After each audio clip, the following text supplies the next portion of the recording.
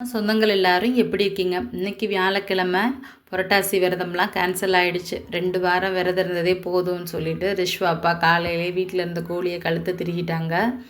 அப்படியே மீனும் வாங்கிட்டு வந்தாங்க. அதனால் நம்ம வீட்டில் இன்றைக்கி மீன் குழம்பு, மீன் வறுவல், நாட்டுக்கோழி குழம்பு தான். நாங்கள் மதுரையிலேருந்து இங்கே வந்தோம். எங்கள் அத்தை மதுரைக்கு போகிற மாதிரி ஒரு சூழ்நிலை ஆயிடுச்சு. பசங்களை பார்த்துக்கிட்டு சமைக்க கொஞ்சம் கஷ்டமாக தான் இருந்துச்சு. நான் உள்ளே இருந்து சமைச்சிக்கிட்டு இருந்தேன். அவங்க வெளியில இருந்து ஒரு வேலை பார்த்துட்டு இருந்தாங்க.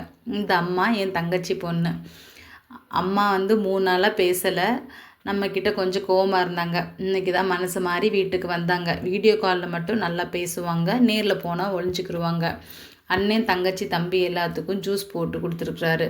மரத்தில் இருந்த காய் எல்லாத்தையும் பறித்து எங்கே அடிக்க வந்துடுவோமோ அப்படின்னு சொல்லிட்டு அப்படியே பேசிக்கிட்டே நைஸாக எல்லோரும் எஸ் ஆகிட்டாங்க.